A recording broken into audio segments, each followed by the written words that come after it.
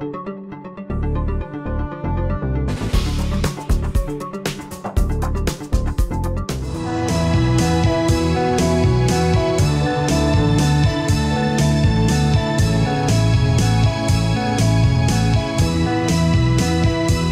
exhibit hall is open and the 56th ASH annual meeting is underway. I'm Ed Hyland. And I'm Rachel Kopchak. Advances are being made in lymphoma and multiple myeloma treatment. Here's a look at what else is hot at the meeting. Several major studies were presented to the media. 2 of them revealed methods to improve outcomes in patients with relapsed or hard-to-treat lymphoma.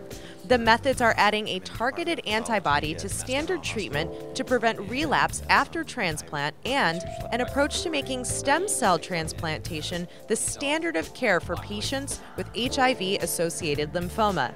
And in 3 other groundbreaking studies, researchers described the new advances in the treatment of myeloma. The study that looked at the addition of carfilzomib to lenalidomide and dexamethasone, I mean, that's ready for prime time. Carfilzomib is commercially available. People can adopt this in their practice immediately. The 2 studies that reported the results of the anti-CD38 monoclonal antibodies, that's not ready for prime time. These drugs are in development still, and the companies that make this drug need to develop a development strategy for these drugs. Therapies designed to target the immune system and ignite the body's own disease-fighting mechanisms have become an increasingly promising field of study in blood cancers.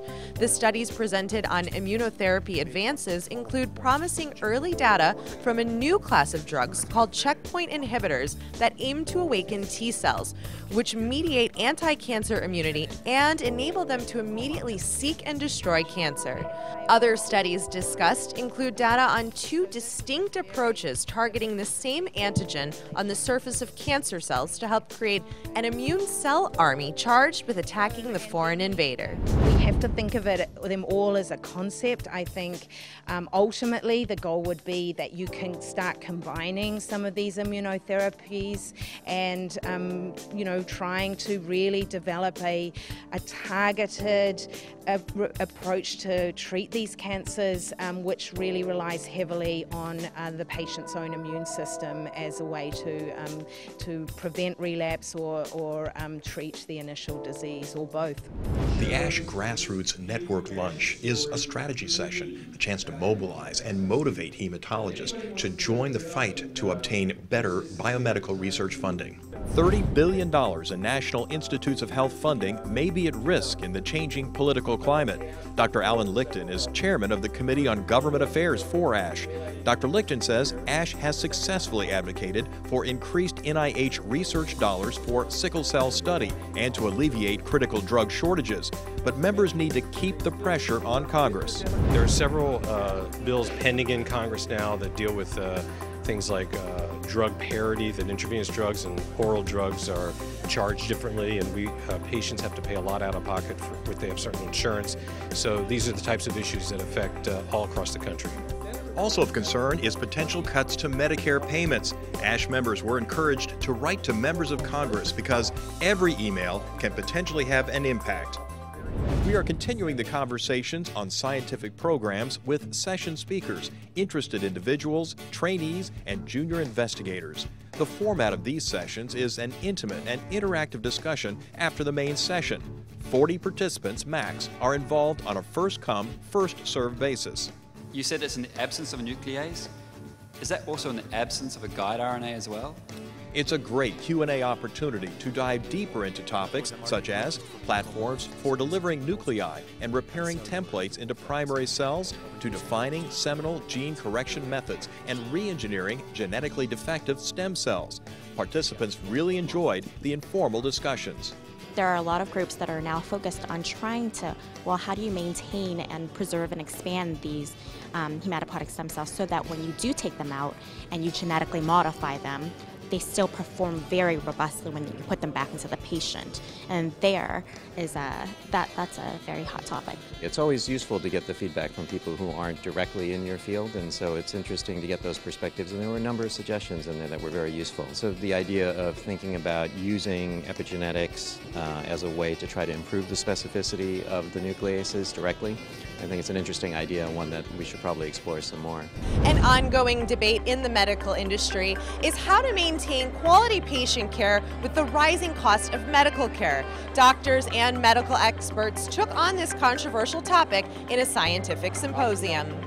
The discussion was a heated one as panelists presented their perspective for why patient care is so costly and how to tackle the million-dollar issue.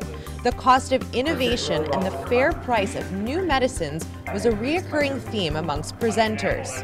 How patients experience the cost of medical care and the influence of financial burden on treatment adherence, their quality of life and overall well-being were also at the forefront of the discussion.